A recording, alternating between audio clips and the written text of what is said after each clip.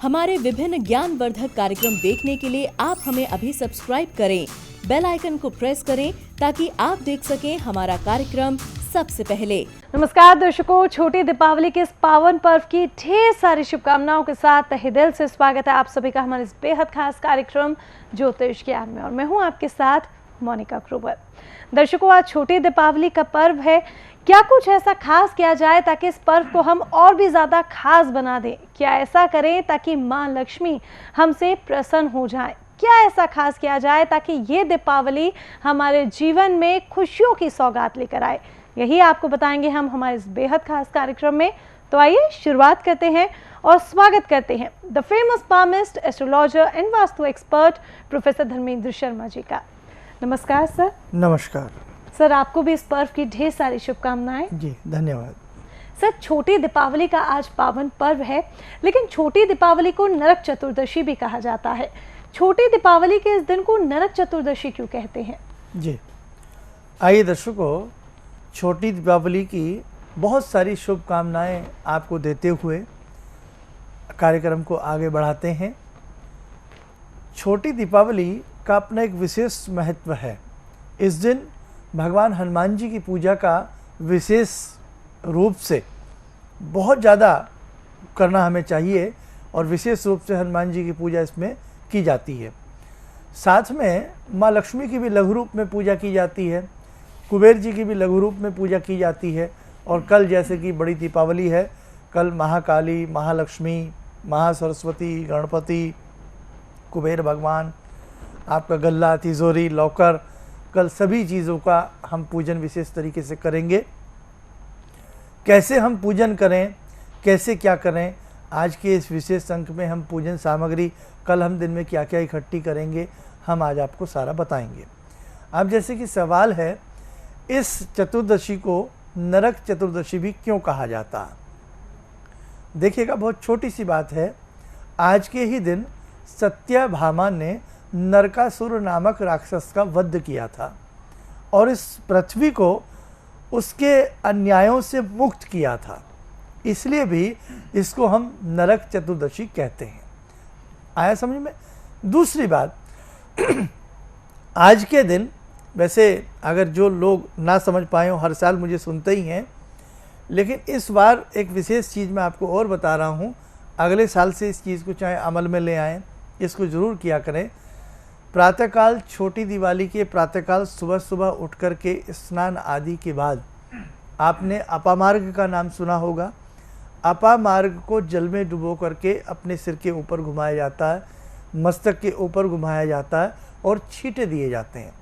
उस वक्त में क्या बोला जाता है, आइए आप लोग उसको नोट कर लें। हे अपामार्ग, मैं कांटों और पत्तों सहित तुम्हें अपने मस्तक पर बार बार घुमा रहा हूँ। हे अपामार्ग, तुम मेरा पाप हर लो। बस इतना आप जिस वक्त में उस टहनी को आप अपने घुमाएं मस्तक पर या सिर के चारों तरफ घुमाएं, इतना आपको बोलना है। ऐसा करने से देखिएगा, अपामार्ग में तो वैसे ही दैवीय गुण होते हैं। इसकी जड़ में सरस्वती का वास होता है ना। इसको कुछ लोग वृश्चिका भी कहते हैं, कुछ लोग इसको लठ जीरा भी बोलते हैं, अलग अलग अपने अपने इसके नाम हैं।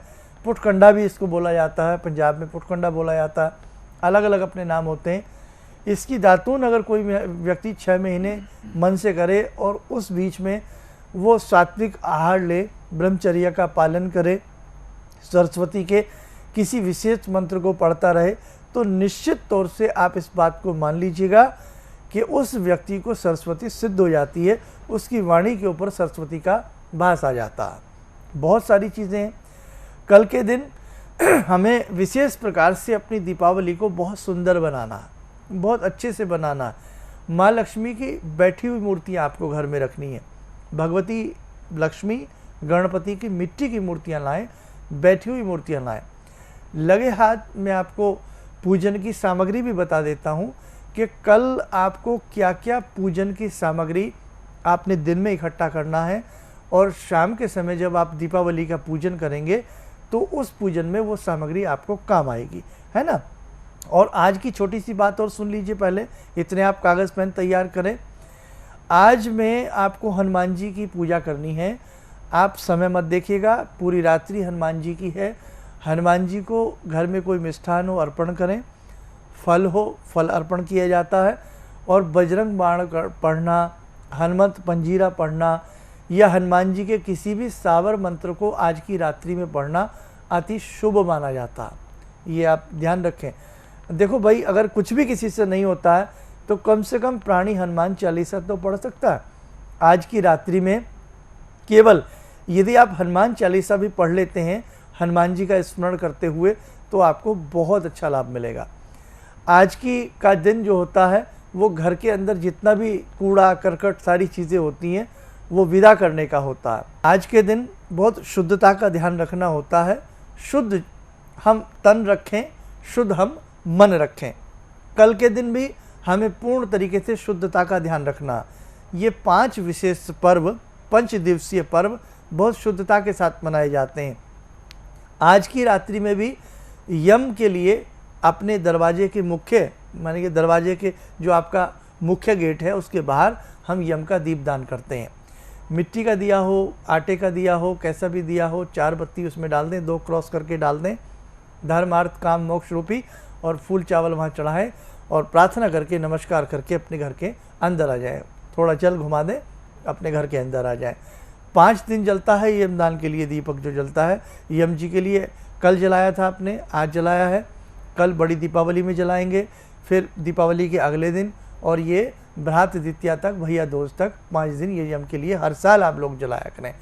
दूसरी बात, जैसे कि मैंने कल भी बताया था, ये कैसे आपको जलांजलि देनी है ना, तो वो सारी की सारी चीज़ें आपने नोट कर लिया होगा। उसी प्रकार से प्रातःकाल हमने जलांजलि दी होगी, सारी चीज़ें की होंगी। अब रात्रि में आप हनुमान जी का पूजन जरूर करना। अब हम आपको सामग्री बता देते हैं कि क्या क्या सामग्री आपको इकट्ठा करना है। आप लोग अपनी स्क्रीन के ऊपर जो जो चीज़ें हम बता रहे हैं, दिखा रहे हैं, उनको आप नोट करते जाइएगा। आइए अब हम आपको बताते हैं। भगवान गणपति और माँ लक्ष्मी की मिट्टी की छोटी छोटी 2 मूर्ति ले आए, सुंदर सी मूर्ति ले आए। रेशमी वस्त्र जो नीचे लपेटा जाता है मूर्तियों के, थोड़ा सा रेशमी वस्त्र लाल रंग का ले आए। आपके बैठने के लिए ऊनी आसन होना चाहिए, लाल रंग का या कंबल आदि हो। मूर्तियां रखने के लिए आप मूर्तियां लकड़ी की चौकी के ऊपर रखें या जैसे भी व्यवस्था हो लाल कपड़े के ऊपर रखें। मिट्टी के बड़े दीपक कम से कम 2 ले आएं। मिट्टी की छोटे छोटे जो दीपक होते हैं वो 26 या 36 ले आएं। मिट्टी का एक नया कलश ले लें या तांबे का घर में हो वो ले लें। पुष्प ले लें, मालाएं भी लें, कुछ खुला फूल ले लें, बेल के पत्ते, बिल्व पत्र हों, तुलसी दल हों और कमल का पुष्प मिल जाए तो वो भी ले आए। नैवेद्य हेतु मिष्ठान, फल, लावा, ईख जैसे धान का लावा होता है, और लगे हुए कम से कम मीठे 3 पान ज़रूर ले आए। अनार की कलम हो और साथ में थोड़ा भोजपत्र भी आप अपने पास ज़रूर रखें। सर्व औषधि आपको मिल जाए, मुरा, जटामासी, वच, कूट, हरदी, दारू हरदी, कपूर, चंपा और नागर मोथा। ये सारी की सारी चीज़ें आप कल के दिन इकट्ठी कर लें। थोड़ा सा गाय का गोबर। अभी आपको हमने ये पूजन की सारी समस्त सामग्री आपको लिखवा दी है, तो कल ये सारी चीज़ें आप अपने पास लेकर के आएँ। कुछ चीज़ें ऐसी होती हैं जो आपको भी पता होता है, फल फूल, ये सारी की सारी चीज़ें आप ले लें। अभी कुछ चीज़ें और बची हैं, कॉपी पेन आप रखना, मैं आपको वैसे ही लिखवा दूंगा। जी सर, छोटी दीपावली के दिन जब हम पूजन कर रहे हैं तो और कौन कौन सी पूजन सामग्री की आवश्यकता है और किस तरह से पूजा करें, ये भी बताएं। जी आइए दर्शकों, जैसे कि हमने बताया कल बड़ी दीपावली में आपको क्या क्या सामान लाना है वो सारा आपने सुन लिया होगा, और जो जो सामान बचा है वो मैं आपको वैसे ही लिखवा देता हूँ, आप वैसे ही लिख लीजिएगा। जैसे 1.25 किलो चावल ले लें, मूली के पत्ते ले लें, यानी कि मूली 2 मूली लें पत्तों सहित।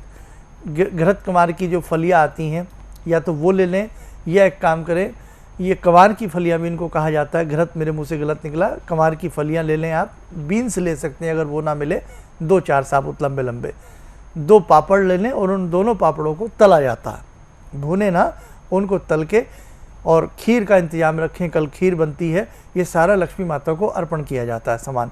कैसे कैसे क्या क्या करते हैं अब देखो, ये कल के एपिसोड में भी हम आपको सारा बताएंगे। आगे से आप नोट डाउन कर लिया करें और सारी चीज़ें हमारे YouTube पर आप लोग देख लें, ताकि YouTube पर आपको देखने को मिले, आपको सारी चीज़ें समझ में आती रहती हैं। बिफोर टाइम हम सारी चीज़ें देख लेते हैं। दूसरी बात, एक विशेष ध्यान कर रखना, जैसे कि यम का दिया तो जलता ही जलता है, छोटी दीपावली में भी यानी कि आज के दिन भी 5 दिए जरूर जलते हैं, जो वृक्ष को पीपल के नीचे जला दें, मंदिर में जला के आएँ, तुलसी पर जलाएँ, घर में जलाएँ, ब्रह्म स्थान में घर के मध्य में जला सकते हैं, और जहाँ भी आपका अन्नपूर्णा का भंडार है वहाँ पर भी आप जलाएं। आज के दिन एक दीपक राम जी को, हनुमान जी को भी जलाया जाता है, मंदिर में जाकर के जला लें। मंदिर यदि दूर है तो उसको आप घर में ही जला सकते हैं। आज की रात्रि में हनुमान जी का पूजन करना बड़ा श्रेष्ठ माना जाता है। ख़ास तौर से जो भी मैंने आपको पहले बताया, हनुमत पंजीरा पढ़ लें, साबर मंत्र की सिद्धि आज की रात्रि में कर सकते हैं। कुछ भी ना हो तो कम से कम 7 बार हनुमान चालीसा तो हम पढ़ ही सकते हैं। इतना घर का कोई भी मुखिया, कोई भी एक प्राणी कर लेगा तो उसको बहुत अच्छे से लाभ मिलेगा। और हाँ, कल लक्ष्मी माता के कुछ विशेष मंत्र हम आपको बताएंगे। हम कुबेर जी का एक विशेष मंत्र है जो आप कल की रात्रि से शुरू कर सकते हैं या कल की प्रातःकाल से शुरू कर सकते हैं। बहुत बढ़िया कुबेर भगवान का एक मंत्र होता है, वो आज हम आपको लिखवा देंगे, उसको आप नोट कर लेना। उसको ध्यान के साथ हम आपको लिखवा देते हैं, उसको आप नोट करें। दीपावली की रात्रि से इस मंत्र को सिद्ध किया जाता है, और यदि आप इसको 3-4 महीने लगातार रुद्राक्ष की माला से करते रहते हैं तो इसका अभूतपूर्व लाभ आपको मिलेगा। आपके घर में नई रोशनी आएगी, नई आभा आएगी, आपके घर का बहुत कुछ, मतलब आपको लगेगा कि हाँ, वह पॉजिटिव एनर्जी आपके घर के अंदर प्रवेश कर रही है। कई बार क्या होता है, धन धान्य नष्ट होने लगता है, कारोबार डूब जाता है, घर में ग्रह क्लेश रहने लगता है, तो लक्ष्मी मंत्र और कुबेर मंत्र को जो प्राणी पढ़ता है वास्तव में उसके घर के अंदर रिद्धि सिद्धि समृद्धि का वास होता है। सारी साधनाएं ये रात्रि में की जाती हैं, लेकिन कुबेर जी का जो मंत्र है वो दीपावली की प्रातःकाल भी आप कर सकते हैं। इसलिए वो मंत्र भी मैं लगे हाथ आपको नोट करा देता हूँ। आइए हमारे सभी दर्शक उस मंत्र को ध्यान के साथ नोट करें। आइए हम अब आपको लिखवाते हैं। ध्यान। मनुज वाह्यम विमान वर स्थितम गरुड़ रत्न निभम निधिनायकम शिव सखम मुक्तादिविभूषितम वरगते ददतम भज तुंदिल नमः। इसके नीचे मंत्र बता रहे हैं, मंत्र नोट करें। यक्षाय कुबेराय वै शर्वणाय धन धान्य धीपतये समृद्धिम में देहि दाप्य स्वाहा। पुनः पढ़ देते हैं एक बार। यक्षाय कुबेराय वै शर्वणाय धन धान्य धीपतये समृद्धिम में देहि दाप्य स्वाहा। अभी आपने ये कुबेर जी का मंत्र देखा। इस मंत्र की यदि आप प्रतिदिन एक माला भी प्रतिदिन करेंगे बहुत अच्छा लाभ मिलेगा। कुबेर भगवान कौन है? भगवान शिव के सखा हैं। धन का मेन ऑर्डर कुबेर के यहाँ से आता है, तब लक्ष्मी जी के हाथों पास होता है, तब लक्ष्मी जी आपके घर में विराजमान होती हैं। इसलिए कुबेर और लक्ष्मी मंत्र की साधना हमें कल दीपावली से शुरू करनी है। कुबेर जी का मंत्र सुबह से कर लीजिएगा, लक्ष्मी जी का मंत्र रात से कर सकते हैं। यदि दोनों ही मंत्र रात से कर लेंगे तो बहुत अच्छा रहेगा। लक्ष्मी जी का वो कौन कौन से चमत्कारिक मंत्र हैं कल की रात्रि में मैं आपको बताऊंगा। जो आप मिट्टी के दीपक लाएंगे, 26 लाएं, 36 लाएं, छोटी छोटी लंबी लंबी रुई की बत्ती बना लेना। एक दिया बड़ा सरसों का तेल का भर के पूरी रात जलता है, उसके लिए बड़ी मोटी बत्ती बना लेना। सारे दिए पानी में भिगो देना 20-25 मिनट, उसके बाद निकाल करके सुखा देना। सारा काम दिन में कर लेना। पापड़ घर में कई बार ख़त्म हो जाता है, ले आना। 2 मूली ले आना, मिष्ठान ले आना, फल फूल ले आना, पान सुपारी वगैरह जो भी मैंने बताया, या जो भी आपका अपना भी दिमाग काम करे, सारी चीज़ें आप ले आना। बहुत धूमधाम से कल हम दिवाली मनाएंगे और किसी न किसी तरीके से हम प्रयास करेंगे कि वो भवानी, वो लक्ष्मी, वो कमला, वो रितंबरा हमारे घर में हमेशा हमेशा के लिए शयन करें। और एक चीज़ आपको और बताएं कि लक्ष्मी माँ को जितने अच्छे से कल आप स्वागत करने का प्रयास करेंगे, लक्ष्मी माँ उतना ही आपसे प्रसन्न होंगी। क्यों? आप अकेले लक्ष्मी को याद नहीं कर रहे हैं, पूरा विश्व कल के दिन लक्ष्मी माता को पुकार रहा होगा। अब मैया किसकी पुकार सुनती हैं, किसकी आवाज़ मैया के कानों तक जाती है, लेकिन इसके पीछे जाएगी आवाज़ उसी की जिसके पास श्रद्धा का बल अधिक होता है। ना चढ़ाएं कुछ भी, लेकिन आपकी श्रद्धा होनी चाहिए। भगवान निश्चित आते हैं, भक्त पुकारने वाला चाहिए। कल के दिन नई ऊर्जा, नए जोश के साथ आप अपनी दीपावली को मनाएंगे, मिट्टी के दिए जलाएंगे और बहुत अच्छे से दीपावली मनाएंगे। तो दर्शकों, मैंने आपको आज भगवान श्री कुबेर जी का मंत्र बता दिया, वो आपने नोट कर लिया। पूजन सामग्री मैंने सारी आपको बता दी, वो आपने नोट कर ली। और कल सुबह जल्दी उठना है, सूर्य भगवान को अच्छे से जल देना, गायत्री महामंत्र पढ़ना, अच्छे से सब कुछ करना। और जिन लोगों के श्री यंत्र या जिन लोगों के अंबिका यंत्र, जिन लोगों के लिए रुद्राक्ष, महालक्ष्मी रुद्राक्ष हम लोग बना रहे हैं, वो भी सब आपके सहयोग से सब होता है। 31 ब्राह्मणों की टीम पूरी तल्लीनता के साथ मैदान में डट गई है। आप सबके घर में खुशियाँ आएँ। जिन जिन लोगों का हमने नोट किया है, सभी को दीपावली के 1 हफ्ते के बाद हम भेजना शुरू करेंगे। बहुत लोग ऐसे थे जो ये कह रहे थे कि शर्मा जी, हम दीपावली से पहले उन सब चीज़ों की दक्षिणा नहीं दे पाए हैं। तो कोई चिंता का विषय नहीं है, आप दीपावली आराम से मनाएं। दीपावली के बाद समय है, जिस जिसका नोट हो चुका है वो चिंता ना करे, ऐसी कोई बात नहीं है। सबको जो जो हमने भेजना है, सबका सामान हम प्यार से भेजेंगे, बाकायदा समझा करके भेजेंगे कि कैसे कैसे आपने इनको यूज़ करना है, कैसे पूजा करनी है, कैसे रुद्राक्ष धारण करना है, कैसे अंबिका यंत्र स्थापित करना है, कैसे आपको श्री यंत्र स्थापित करना है। और जब बात दीपावली की रात्रि की हो और लक्ष्मी की बात हो, तो श्री यंत्र तो दर्शकों वास्तव में अपने आप में चमत्कारिक यंत्र होता है। जी दर्शकों, देखिए खूब अच्छे से पूजा कीजिएगा इस बार आप, क्योंकि इस दीपावली महालक्ष्मी साक्षात आपके घर में प्रवेश करने वाली हैं। और आप माँ लक्ष्मी को इस तरह से मनाएं कि वो आपके घर से कभी ना जाए, उनका आशीर्वाद सदैव आपके साथ बना रहे। जिन लोगों ने अभी तक रजिस्ट्रेशन नहीं कराए हैं, 64 योगिनी लक्ष्मी रुद्राक्ष के लिए, श्री यंत्र के लिए, अंबिका यंत्र के लिए, वो अभी भी रजिस्ट्रेशन करा सकते हैं। इन्हीं नंबर्स पर कांटेक्ट कर जो लगातार हम आपको आपकी टीवी स्क्रीन पर दिखा रहे हैं। कांटेक्ट करने का समय रहेगा सुबह 10 से शाम 6 बजे के बीच में। अब कार्यक्रम को यहाँ पर विराम देने का समय हो चला है। आपने अपना कीमती समय दिया हमें सर, बहुत बहुत धन्यवाद उसके लिए आपका। नमस्कार। उम्मीद है अच्छी तरीके से आपने हर एक चीज़ नोट डाउन कर ली होगी कि पूजन सामग्री के लिए आपको क्या क्या चाहिए, किस तरह से आपको पूजा करनी है, कौन से मंत्रों का आपको जाप करना है। फिर भी कोई समस्या अगर आपको आती है तो आप हमारे विशेष कार्यक्रम YouTube पर भी देख सकते हैं। और शर्मा जी का अगर आप मार्गदर्शन प्राप्त करना चाहते हैं, उसके लिए दिए गए नंबर्स पर आप कांटेक्ट कर लें। मुलाकात करना चाहते हैं, पर्सनल अपॉइंटमेंट ले लें, या फिर कहीं दूर दराज रहते हैं, मुलाकात कर पाना आपके लिए मुमकिन नहीं हो पा रहा है, तो ऐसे में आप कॉल अपॉइंटमेंट ले लीजिएगा। संस्थान में संपर्क साधने का समय रहेगा सुबह 10 से शाम 6 बजे के बीच में। चलने की दीजिए इजाज़त।